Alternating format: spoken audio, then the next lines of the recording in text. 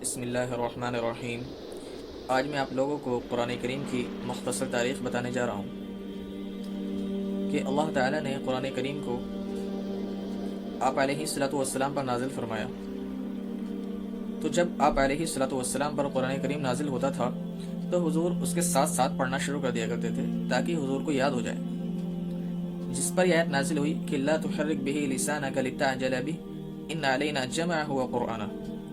کہ آپ اپنی زبان کو حرکت مت دیجیے تاکہ آپ اس کو جلدی حاصل کر سکیں، ہمارے ہی ذمہ اس کو جمع کرنا ہے اور ہمارے ہی ذمہ اس کو آپ کو پڑھوا دینا ہے۔ تو چنانچہ آپ علیہ الصلوۃ والسلام پر جو بھی آیت نازل ہوتی تھی وہ حضور کو یاد ہو جایا کرتی تھی۔ اور پھر آپ علیہ الصلوۃ والسلام کا سینہ یہ کائنات میں سب سے محفوظ ترین سینہ ہے، جس کے اندر کسی قسم کی کوئی غلطی اور کوئی تبدیلی کا امکان نہیں ہے۔ پھر اس کے بعد حضور مزید احتیاط کے لیے حضرت جبرائیل علیہ الصلوۃ والسلام کے ساتھ ہر سال دور کیا کرتے تھے، جتنا حصہ نازل ہو چکا ہوتا تھا اس کی۔ اور وفات سے پہلے رمضان میں حضور نے حضرت جبرائیل علیہ الصلوۃ والسلام کے ساتھ 2 مرتبہ پورے قرآن کریم کا دور کیا ہے۔ تو پھر آپ علیہ الصلوۃ والسلام پر قرآن کریم نازل ہوتا تھا، حضور سے اس کو صحابہ کرام لیا کرتے تھے۔ تو عربوں کا حافظہ یہ انتہائی مشہور تھا، جنہیں ہزاروں اشعار زبانی یاد ہوا کرتے تھے، اور اپنے گھوڑوں بکریوں کے علاوہ خاندان کے علاوہ گھوڑوں بکریوں تک کے نسب انہیں زبانی یاد ہوا کرتے تھے۔ تو چنانچہ اور وہ گمراہی کے راستے سے نکل کر حضور کے ذریعے ہدایت پر آئے تھے، تو ان کے دلوں میں قرآن کریم کو یاد کرنے کا بہت زیادہ اہتمام تھا۔ چنانچہ بہت سے صحابہ کرام نے قرآن کریم کا حفظ کیا تھا، اور جو صحابی مکۃ المکرمہ سے مدینہ المنورہ کے اندر اسلام قبول کر کے آتے تھے تو صحابہ کرام کو تعلیم دیا کرتے تھے، قرآن کریم سکھایا کرتے تھے۔ تو ان میں اتنا زیادہ ذوق و شوق پایا جاتا تھا، قرآن کریم کی اتنی زیادہ تلاوت ہوتی تھی کہ آپ علیہ الصلوۃ والسلام کو ایک مرتبہ ان سے کہہ دینا پڑا کہ آپ تھوڑا پست آواز سے پڑھو، کیونکہ مسجد میں شور ہو رہا تھا، تاکہ کسی دوسرے کو مغالطہ نہ لگ جائے۔ اور صرف حافظے کے ذریعے ہی نہیں قرآن کریم کو محفوظ کیا گیا، بلکہ حضرت زید بن ثابت رضی اللہ تعالیٰ عنہ اس کا واقعہ یوں بیان فرماتے ہیں کہ آپ علیہ الصلوۃ والسلام پر جب کوئی وحی نازل ہوتی تھی تو حضور مجھے بلایا کرتے تھے، اور میں دیکھتا تھا کہ حضور پر گرمی کی شدت طاری ہوتی تھی، یہاں تک کہ پسینے آپ علیہ الصلوۃ والسلام سے موتی کی طرح ڈھلکنے لگتے تھے۔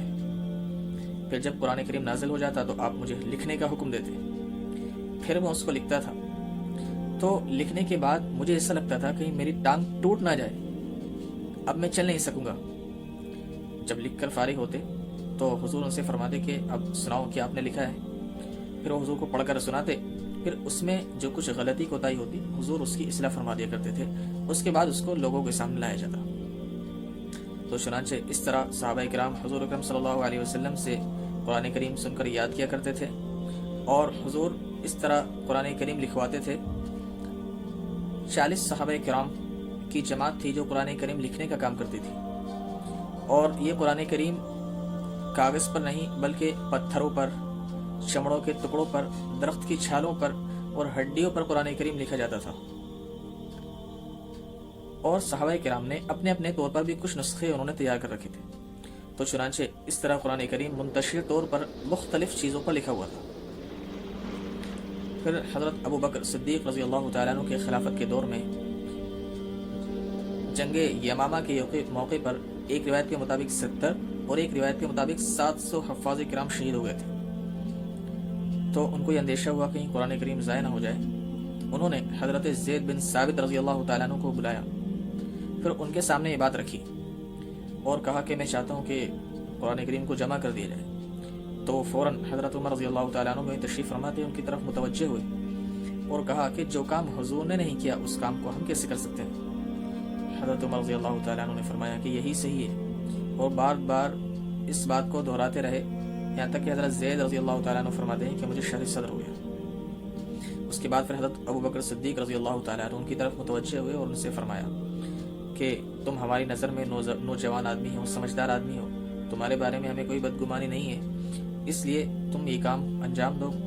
صحابہ سے قرآن کریم کی آیتیں تلاش کر کے اس کو جمع کرو۔ حضرت زید فرماتے ہیں کہ میرے لیے پہاڑ کو ڈھو دینا آسان تھا، لیکن یہ کام میرے لیے اس سے زیادہ مشکل تھا۔ چنانچہ پھر حضرت زید رضی اللہ تعالیٰ عنہ نے قرآن کریم کو جمع کرنا شروع کیا، اور اس کے لیے اگر وہ چاہتے، وہ خود حافظ تھے،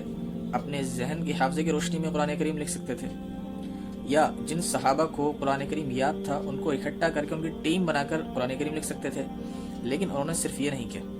بلکہ جو بھی صحابہ کرام ان کے پاس وہ آیتیں لے کر آتے تھے جو حضور کی نگرانی میں لکھی گئی تھی مختلف چیزوں پر، تو اپنے ذہن سے اس کی توثیق کرتے تھے، اس کو چیک کرتے تھے۔ حضرت عمر رضی اللہ تعالیٰ عنہ بھی ان کے ساتھ اس کام میں لگ گئے تھے، تو وہ بھی اس کو دیکھا کرتے تھے۔ اس کے بعد میں وہ ان آیتوں کے لیے تو گواہی لیتے تھے جو اس بات کی گواہی دیں کہ یہ آیت حضور اکرم صلی اللہ علیہ وسلم کی نگرانی میں لکھی گئی ہے۔ چنانچہ اس طرح انہوں نے آہستہ آہستہ قرآن کریم کو اکٹھا کیا، تو پھر ایک ایسا نسخہ تیار ہو گیا جس میں پوری امت کا اتفاق تھا، اور پوری امت کی تصدیق سے یہ ایک ایسا نسخہ تیار ہو گیا کہ اگر کبھی کسی بارے میں کوئی اختلاف ہو تو اس نسخے کی طرف، اس ایڈیشن کی طرف رجوع کیا جا سکے۔ تو اب اس نسخے میں کچھ باتیں تھیں۔ نمبر 1، اس میں آیتیں تو مرتب تھیں، لیکن صورتیں اس میں مرتب نہیں تھیں، بلکہ آپ علیہ الصلوۃ والسلام جو آیت نازل ہوتی تھی وہ صحابہ کرام سے فرما دیا کرتے تھے کہ اس آیت کو فلاں صورت میں فلاں آیت کے بعد لکھ دو۔ تو اب انہوں نے جو جمع کیا تھا اس میں صرف آیتوں کے حساب سے جو صورتیں بنتی ہیں وہ صورتیں تو تھیں، آیتیں مرتب تھیں، لیکن صورتیں مرتب نہیں تھیں، جیسا کہ آج ہمارے سامنے ہے۔ اور اس میں 7 قرأتیں جمع تھیں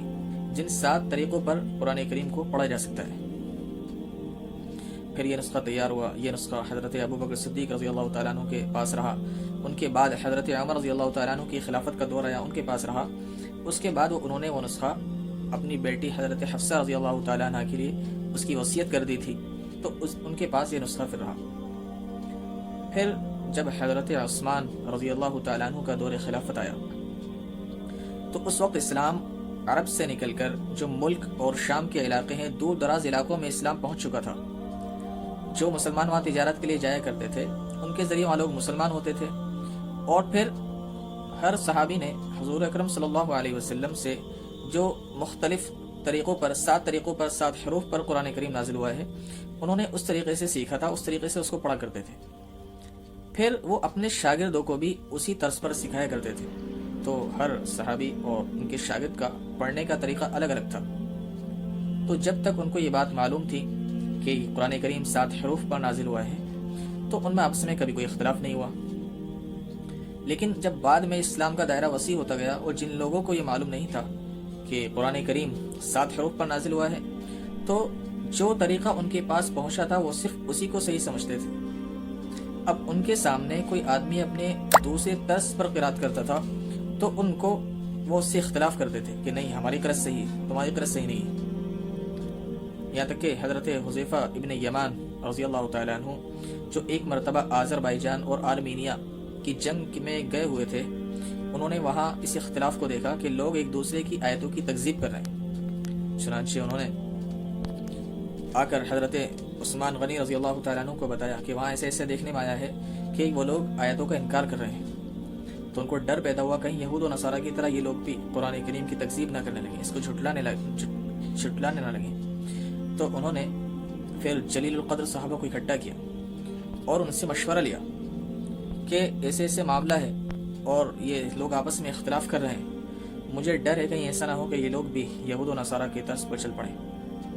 تو انہوں نے کہا کہ آپ کی کیا رائے ہے، آپ بتائیں۔ انہوں نے کہا میں یہ چاہتا ہوں کہ قرآن کریم کو 7 قراتوں پر جمع کر دیا جائے، ایک ایسا نسخہ تیار کرا دیا جائے جس میں ساری قراتوں کو پڑھا جا سکے۔ چنانچہ وہ صحابہ اس پر متفق ہو گئے اور انہوں نے پھر لوگوں کو اکٹھا کیا، ان کے بیچ میں اعلان کیا کہ تم لوگ مدینے میں رہتے ہوئے میرے سامنے قرآن کریم کی قراتوں میں اختلاف کر رہے ہو، تو جو لوگ دور دراز علاقے کے ہیں وہ کتنا زیادہ اختلاف کر رہے ہوں گے۔ اس لیے میں چاہتا ہوں کہ قرآن کریم کا ایک ایسا نسخہ تیار کرا دیا جائے جس میں کوئی اختلاف نہ ہو۔